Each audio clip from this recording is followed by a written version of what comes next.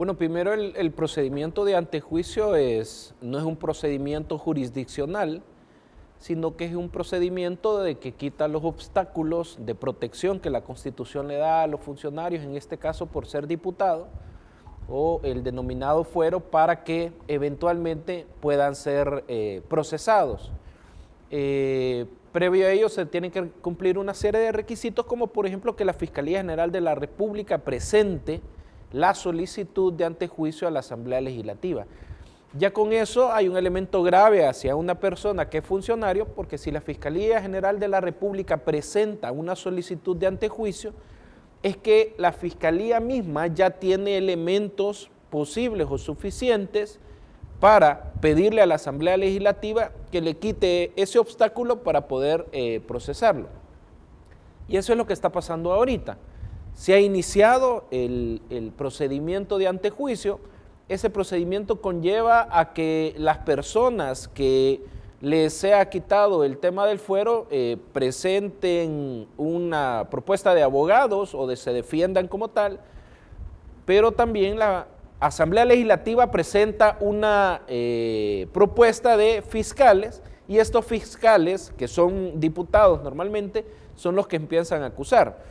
Aquí hay elementos importantes, y es que existen pruebas, existen hechos notorios, existen datos donde todo el pueblo salvadoreño se dio cuenta de una conversación que hubo, si tú recuerdas, entre este señor Roy García, que además también es una persona prófuga del Estado salvadoreño, por el delito del cohecho activo, que es donde una persona ofrece dádivas, ofrece promesas, y él lo que ofreció fue beneficios conjuntamente o solo con la embajada americana, y esto lo comento porque ahí estaba, y los diputados también, en el ejercicio de su función, hacer algo que no les corresponde hacer y que obviamente es ilegal, como por ejemplo lo que decían ellos. Nosotros tenemos de 24 a 30 diputados o de 20 a 24 diputados, y a partir de ahí el ofrecimiento que se hacía es quebrar el tema de la configuración legislativa, el tema de la soberanía popular, y esto hago referencia a la sentencia de transfugismo, que la sentencia de la Sala de lo Constitucional, te recuerdas que le prohibió a personas que eventualmente se convierten en diputados pasarse de un partido político a otro. ¿Por qué? Por el respeto al voto popular o al sufragio activo, decía la Sala.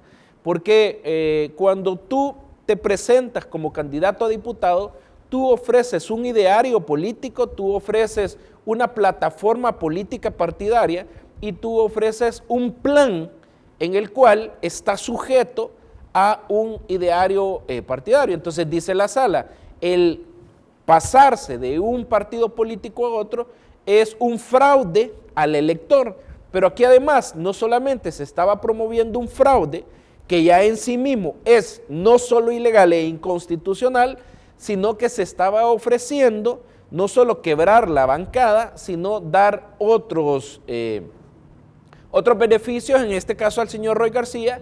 Y como el señor Roy García decía que era representante de una embajada o de un país y mencionaba pues alguna persona que ella o él era el representante, entonces ahí es donde se configura el delito. Yo te puedo asegurar, y sin duda alguna, ya con los elementos, con los hechos, con los documentos que se tienen, es que ellos van a ser desaforados, ¿verdad?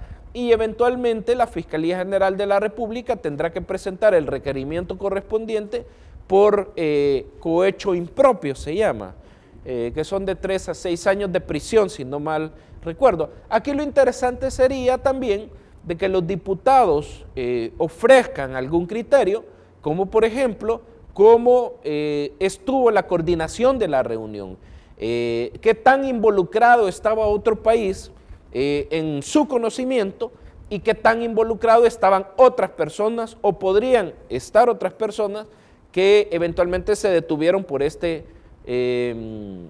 acto de la Fiscalía General de la República. Si eso fuese así, ya estando en sede fiscal, sería interesante que ellos den más información de la que puedan tener. Con los elementos que usted dice, precisamente con lo que se ha visto hasta este momento, usted dice que por todos esos elementos van a ser desaforados los diputados. Sin duda alguna. Sin duda alguna. Ya en sede fiscal, ellos pudieran, como es normal, yo lo interpreto así, tal vez nuestra audiencia también, cualquier tipo de criterio, ¿no? Y ahí podríamos tener más información. Es decir, ellos, cuando te digo van a ser desaforados, sin duda alguna, en el criterio de cualquier abogado, cuando tú tienes una grabación de una conversación, cuando tú tienes una manifestación de voluntad de quebrar, en este caso, la voluntad del sufragio activo, es decir, del pueblo salvadoreño, y ofrecer, que es el tipo penal de cohecho impropio, y ofertar en el ejercicio de mi función elementos de ilegalidad o actos que no son propios de su función, entonces, y se configura el tipo penal con el hecho, entonces no hay más que la Fiscalía está obligada a presentar el requerimiento. En este caso tiene que pasar el procedimiento de defensa que la Constitución les da y tienen ellos que necesariamente que defenderse. Pero te decía que al llegar a la Fiscalía, ellos podrían buscar un criterio de oportunidad para, primero, dar información, si se tiene información, que la Fiscalía General de la República investigue y procese eventualmente o a más personas o tenga más información de requerimientos, si eso fue así, como decía el señor Roy García, de representantes de otros países, que yo estoy sumamente seguro que la voluntad del pueblo de otro país no quisiera esto, ningún pueblo, ningún parlamento, ningún ejecutivo, sin duda alguna, ha de estar promoviendo esto, podrían ser personas específicamente, pero también para que el país tome las iniciativas y tome las acciones correspondientes con esa información que se tenga. Ya es un criterio que ellos podrían pedir o adoptar en la Fiscalía General. El otro ángulo, Javier, que es lo que en su momento declaró Roy García, porque luego que se descubren los audios, 1 o 2 días después, él saca un video para muchos abogados donde cabalmente aceptó que la reunión se dio y quiso él matizar con otras palabras la intervención. Él también pudiera tener esa posibilidad, ¿no? Sí, digamos, él se ha convertido en un prófugo de la justicia, incluso en Estados Unidos, en una cooperación bilateral que se podría tener, él ya debería estar ubicado en sus lugares, en sus movimientos que él hace. Claro, digamos, Estados Unidos ha sido un país sumamente amigo con El Salvador y lo sigue siendo. Ya el presidente de la República, y supongo que vamos a hablar de eso, en uno de los últimos tuits que ayer determinó una serie de acciones bastante vergonzosas, digamos, para algunas personas y que el presidente por temas de información se lo dio a conocer al pueblo. Pero ya Estados Unidos, que sigue siendo amigo del país, hoy con la nueva persona encargada de negocio, podría dar esa cooperación de esta persona que la Fiscalía General de la República ya ha presentado el requerimiento correspondiente. Y esto es por el famoso cohecho activo. Esto es por ofrecer, por dar promesas a un funcionario público de realizar un acto indebido, y en este caso era para los diputados. Ahora, lo que dice este señor, que es prófugo, Roy García, es que él hablaba en nombre de, ¿verdad? Es que él daba las promesas en nombre de, y es ahí donde los diputados, por ejemplo, empiezan a señalar que si podían tener las reuniones directamente con, en este caso, la persona que se mencionaba o la persona representante de la embajada que se mencionaba.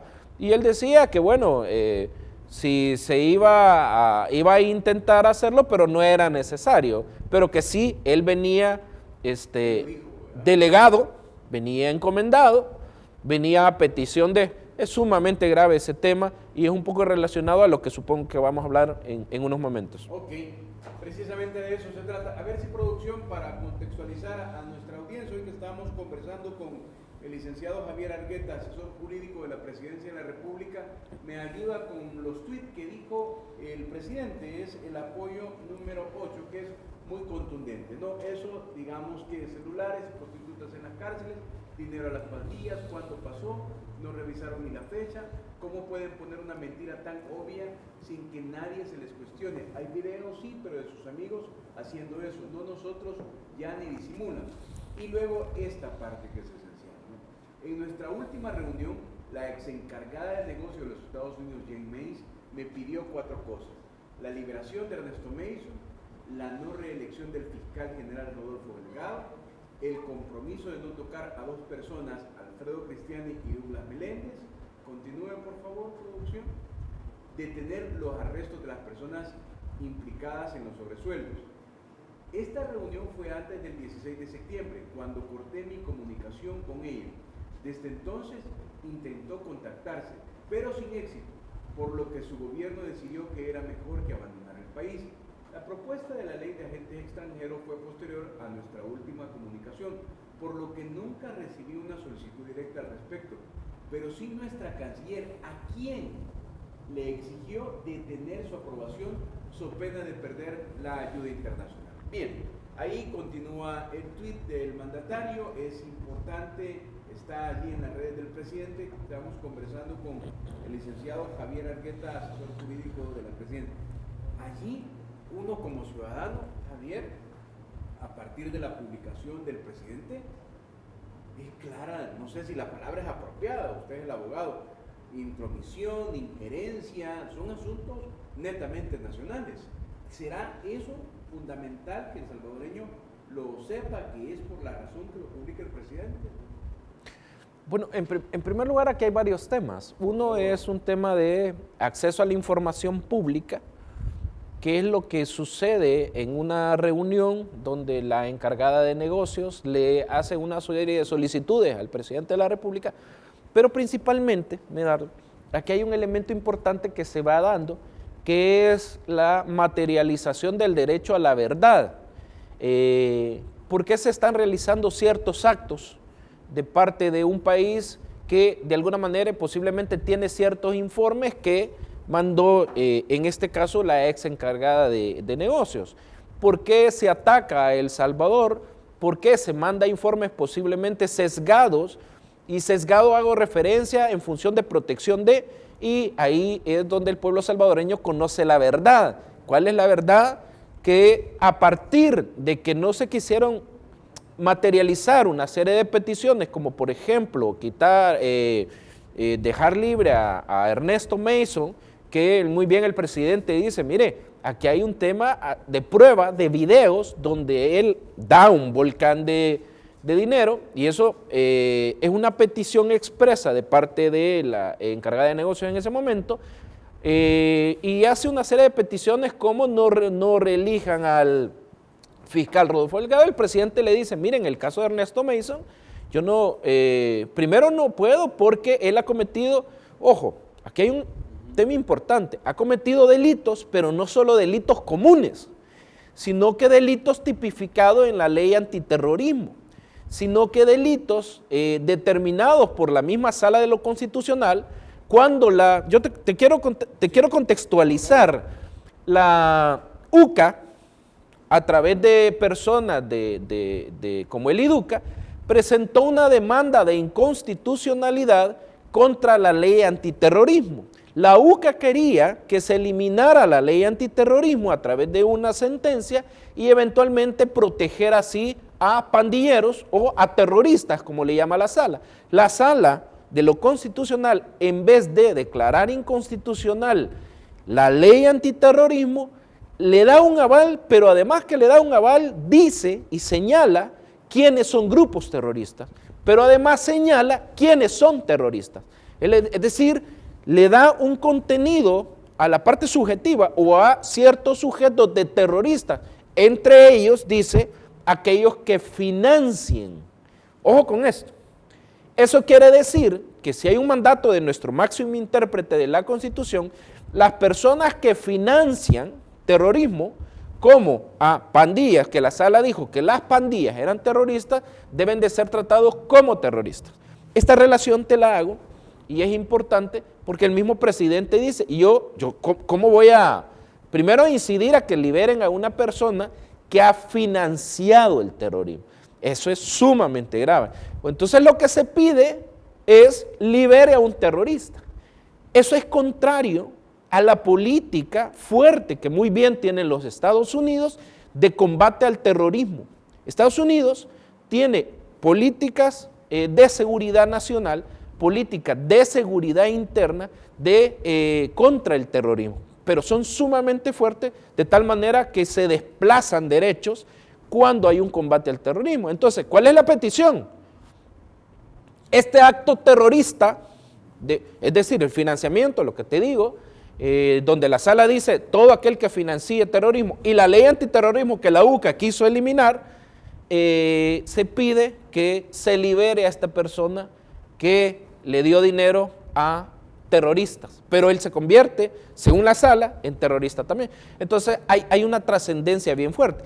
Por un lado, entonces, tenemos el derecho a la verdad del por qué hay un ataque de información que se estaba pasando a nuestro país amigo, Estados Unidos, y por qué hay una serie de actos que vienen del país por la información que se pasaba, supongo, de la encargada de negocios. Pero también aquí incide mucho el derecho internacional. Hay un principio en la Carta de Naciones Unidas, hay un principio en la Carta de la Organización de Estados Americanos. Creo que vi su Twitter y lo traía cabalmente para eso. A ver si me lo coloca producción porque es importante. Dice, ningún Estado puede aplicar o fomentar el uso de medidas económicas, políticas o de cualquier otra índole para coaccionar a otro Estado, a fin de lograr que subordine el ejercicio de sus derechos soberanos y obtener de él ventajas de cualquier índole. Le voy a volver a leer para nuestros amigos, por favor, donde es el principio que cita el licenciado Peraqueta, artículo 20, Carta de la ONU. Ningún Estado puede aplicar o fomentar el uso de medidas económicas, políticas o de cualquier otra índole para coaccionar a otro Estado a fin de lograr que subordine el ejercicio de sus derechos soberanos y obtener de él ventaja de cualquier índole. Abierto. Ese es un punto muy importante porque te decía, tenemos entonces el ejercicio de lo que hace el presidente ayer, del derecho a la verdad, es decir, que la población tenga la verdad, que es un derecho fundamental, pero también tenemos la ruptura, sin duda alguna, no del país como tal, no de Estados Unidos.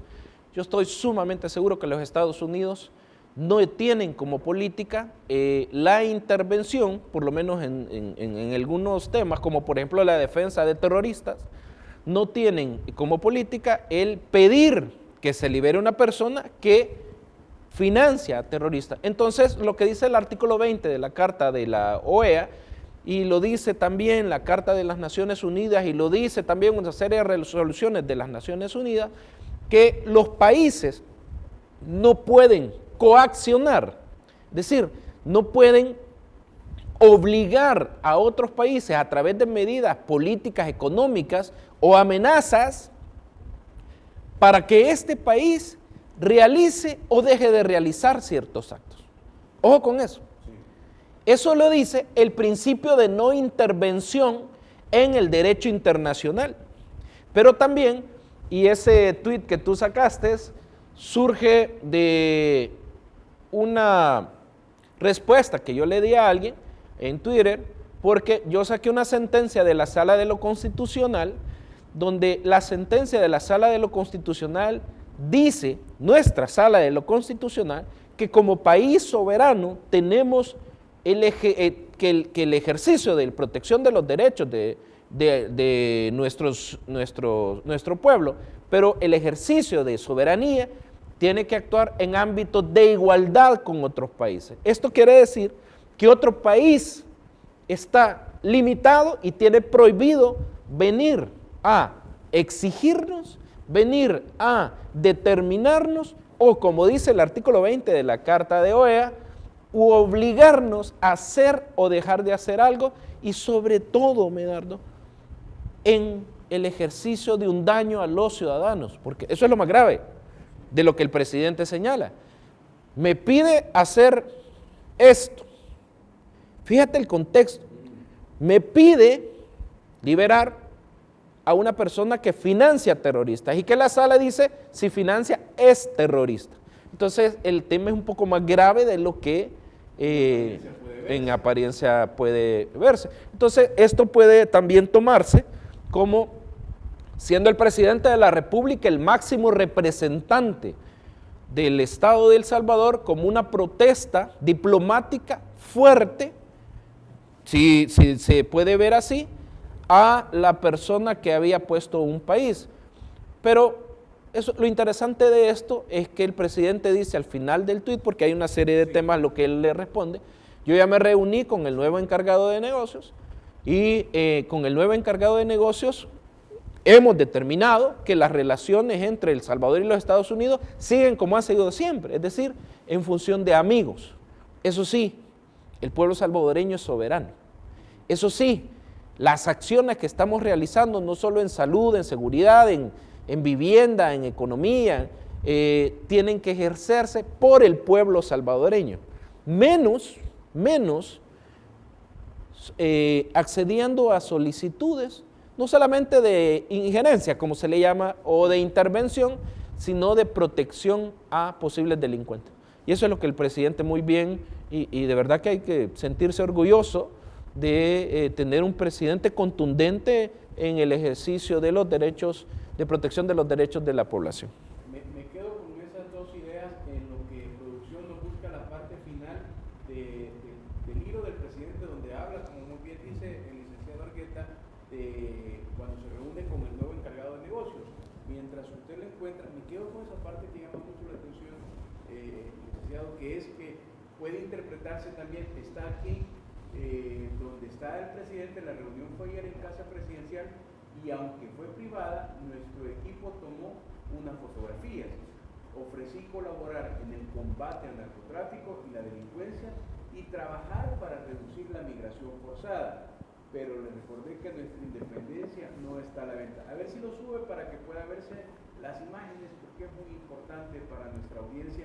Esa es la reunión que habría tenido ayer el presidente de la República, Nayib Bukele, con el nuevo encargado de negocios que estamos, mejor dicho, está analizando y comentando el asesor jurídico de la presidencia, Javier Argueta, acá con nosotros.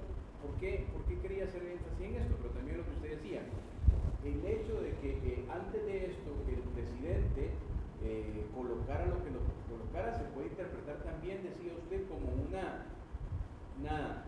especie de denuncia, ¿no? A más alto nivel de lo que está ocurriendo también, puede verse así. Es decir, en materia de derecho internacional, los países tienen la figura de la protesta.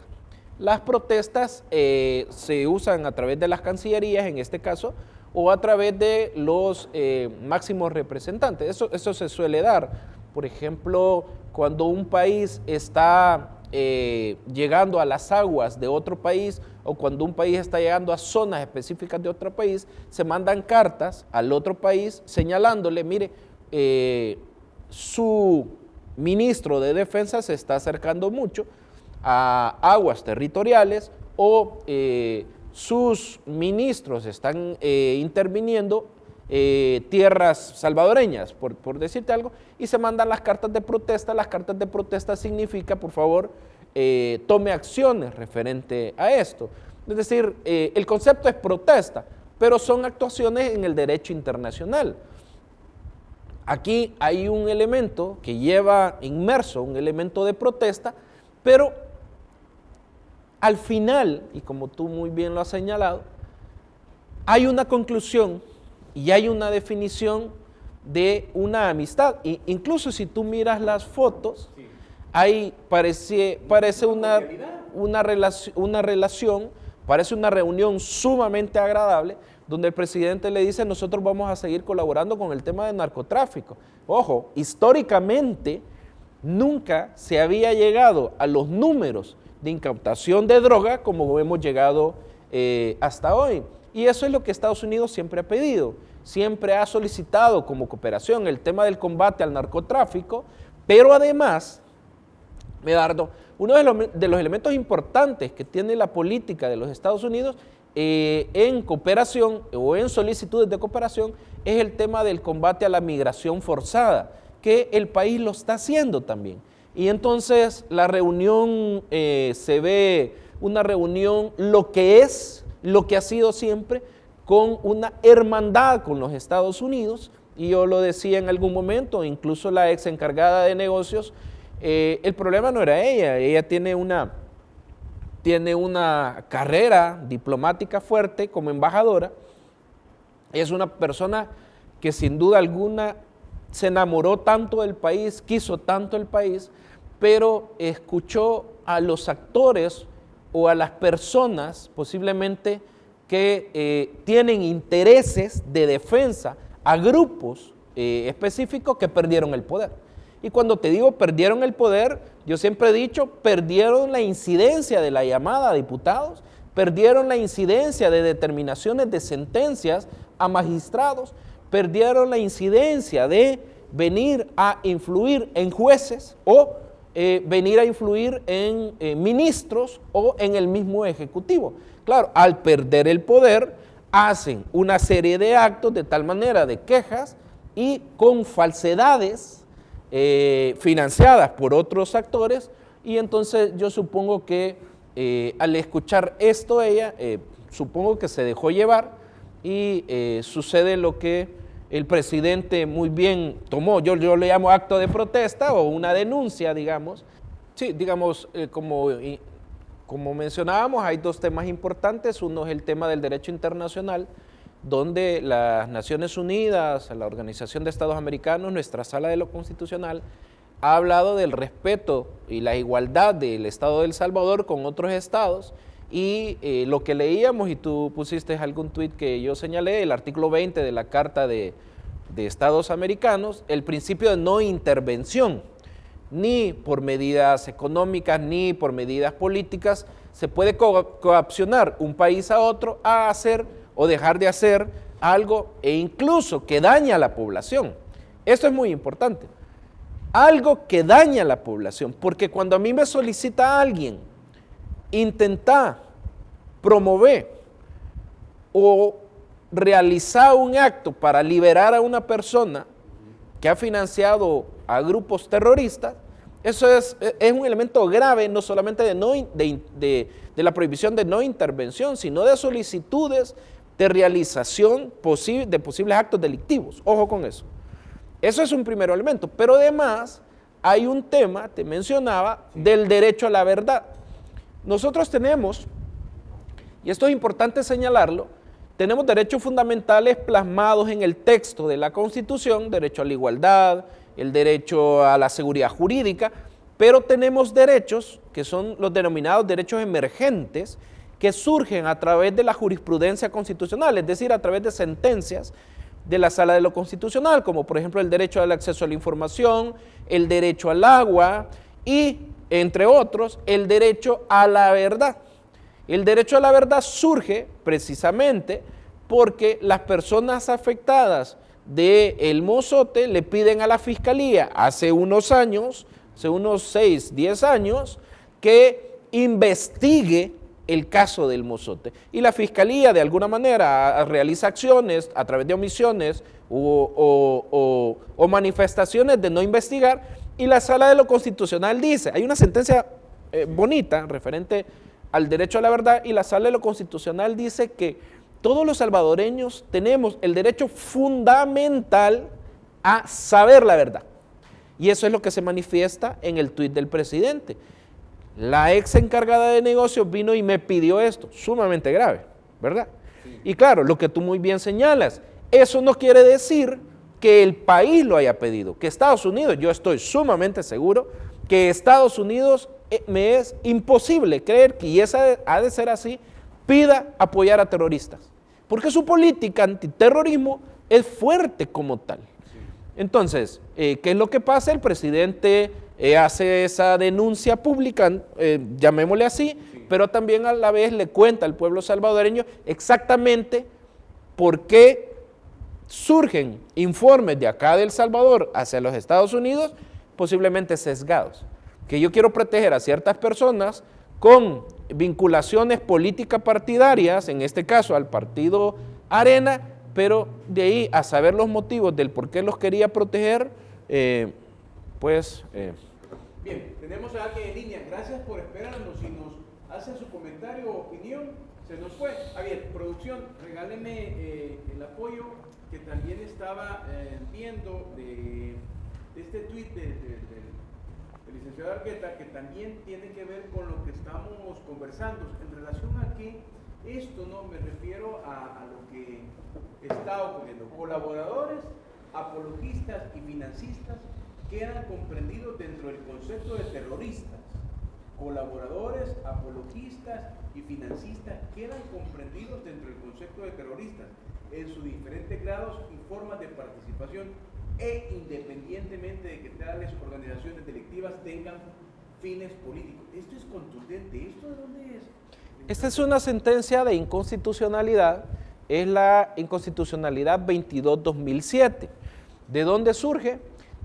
La ley antiterrorismo que nosotros tenemos se aprueba en el año 2006 y posterior a la aprobación, la UCA, a través de sus representantes del IDUCA, meten una demanda de inconstitucionalidad para que la ley fuera expulsada del ordenamiento jurídico.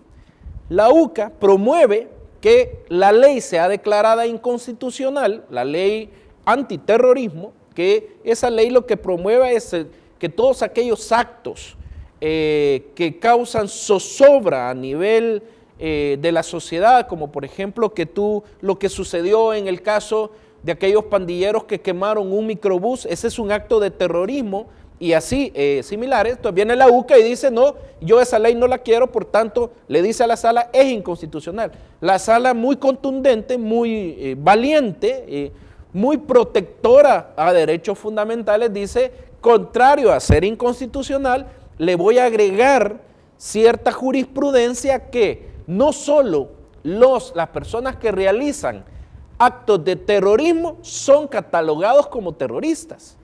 Y la sala determina que unas pandillas, la 18 y la MS, son terroristas, dice la sala. Pero además, les voy a decir, dice la sala, en esa sentencia, la 22-2007, ¿quiénes son terroristas? Los apologistas, y empieza, los financistas son terroristas. Entonces, cuando tú vienes y le das dinero a grupos terroristas, dice la sala, te conviertes en terroristas. Entonces, el elemento de fondo es más grave de lo que creemos. Entonces, cuando una persona viene, supongamos nosotros venimos y pedimos que liberen a una persona que ha cometido un acto de terrorismo, pero ojo, que según la sala se ha convertido en terrorista, es sumamente grave incluso a nivel internacional. Tengo a alguien en línea. Gracias por esperarnos. En realidad nos encanta muchísimo que quiera. A ver si nos dice puntual su opinión o comentario. Con gusto, bienvenido. Buenos días. Buenos días. Sí, era mi opinión. Sí. Yo considero que lo que ustedes nos están enseñando a propios y extraños en todo el mundo, de que hay un hombre con suficiente experiencia y las piezas del ajedrez las están moviendo mejor,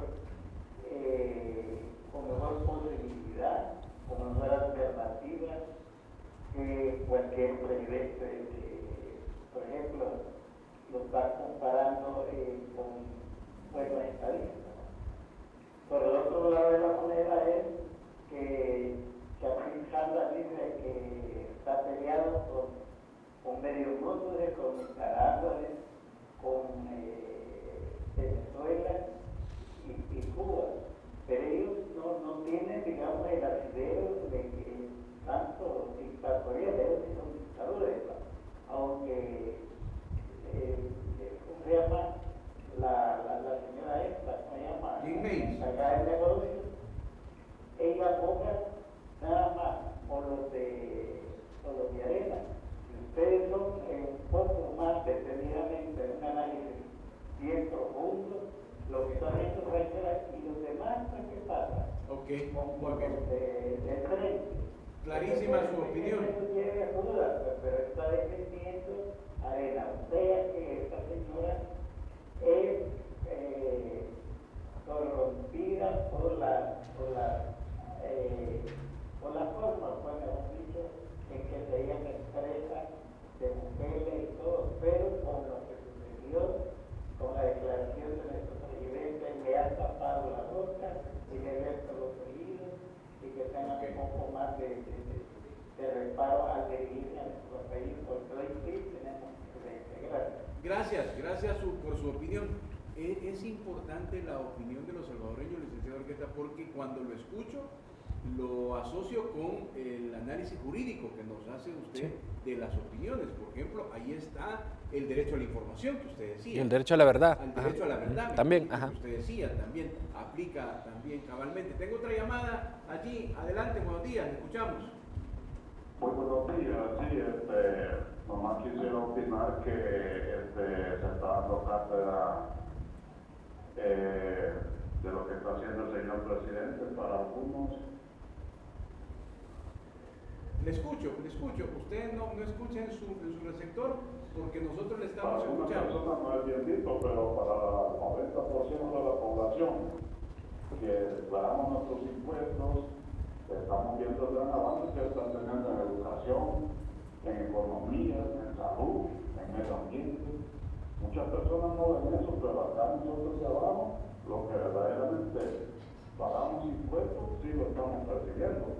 Esa es mi opinión y bendiciones a todos. Muy bien, gracias por su opinión. Gracias a usted por esperarnos. Vamos a esperar una opinión más porque es bien interesante. No sé si tiene algún comentario de lo que expresan los salvadoreños a partir de lo que usted estaba explicando. Sí. Digamos, son palabras de regocijo del pueblo salvadoreño porque el presidente no solo, dice, hay presidente, no solo defiende la soberanía, sino defiende al pueblo.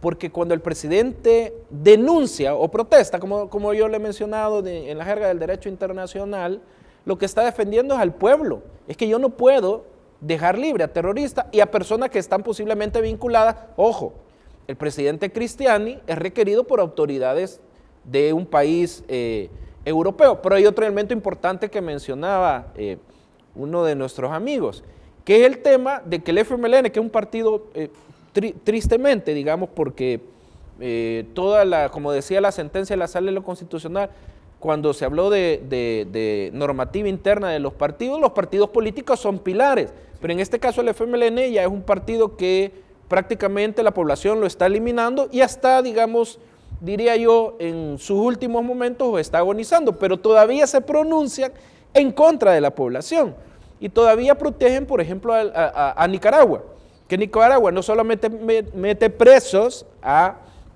personas que van de candidatos, sino ha matado muchos jóvenes, ha golpeado muchos estudiantes. La democracia, prácticamente ahí no hay democracia, pero siguen defendiendo. Pero además es un país que ha protegido expresidentes que han defalcado completamente el Estado salvadoreño, pero no solamente eso, sino ha protegido expresidentes que negociaron con pandillas y que son terroristas.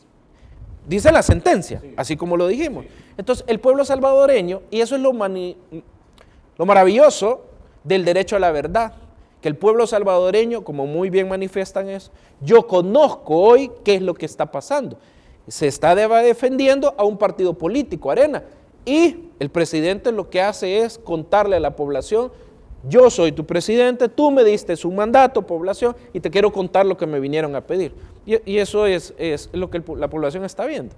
Ahora, en todo este contexto, licenciado Argueta, ¿cómo se ve este pronunciamiento o este comunicado del Departamento del Tesoro donde de alguna manera vincula a dos funcionarios del gobierno del presidente Nayib Bukele? ¿Cómo debería de interpretarse en términos jurídicos desde el Estado salvadoreño? Bueno, en primer lugar, cuando hay elementos de juicio o señalamiento, lo que se tiene que hacer es verificar, se tiene que hacer es investigar. Cuando se tiene la claridad que no está pasando, lo que debe de hacerse también es pronunciarse, ¿verdad? El presidente de la República ha señalado algo muy importante cuando se mandó, por ejemplo, la reforma al artículo 32 del Código Procesal Penal para que declara imprescriptible los delitos de corrupción. El presidente dijo, ni los funcionarios anteriores, ni los actuales, lo dijo en 3 tweets, ni los futuros van a tener protección en función del combate a la corrupción. Entonces, cuando hay elementos de juicio que se anuncian, se tiene que verificar, o si se tiene claro que no existe nada, pues se tiene que pronunciar también el tema. Ya hay una posición contundente del presidente en torno a este tema que usted muy bien acaba de citar. Claro, y además hay un elemento importante. El combate o el derecho a la seguridad física o la seguridad pública que exige también la Constitución se está verificando. El tema del combate al terrorismo, el combate a las pandillas, el combate a la delincuencia, no se le está dando, pero ni mínimos para que se muevan. Y claro, poco a poco vamos escalando algunos territorios que se habían tomado. Y el tema de seguridad pública es una política que el presidente está metido de lleno, incluso él. Tengo una última llamada allí, gracias por esperar. Díganos, ¿qué nos quiere comentar? Con gusto. Solo le voy a pedir que le hable al auricular y se olvide de su monitor, porque aquí le escuchamos perfecto. Y escúcheme a través de su monitor. Adelante. Gracias por darme esta oportunidad de opinar. Yo pues escuchaba la entrevista y quiero decir que ahí su panelista es un muy buen funcionario porque está defendiendo muy bien todo lo que el presidente está haciendo. Sin embargo, es importante mencionar que no solamente de gobiernos pasados, estas son que por evidencia están vinculadas a temas de narcomanía, sino que también en este gobierno.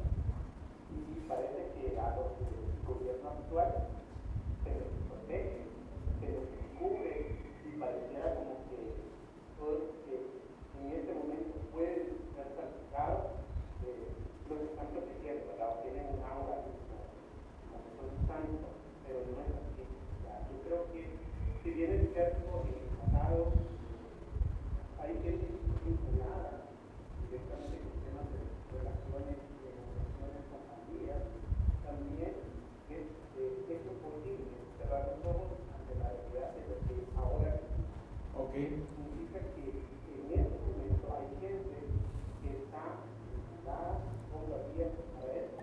Tenemos medios que hacen televisión investigativa y han denunciado casos y situaciones que es imposible creer que este superhéroe él no tiene conocimiento de eso.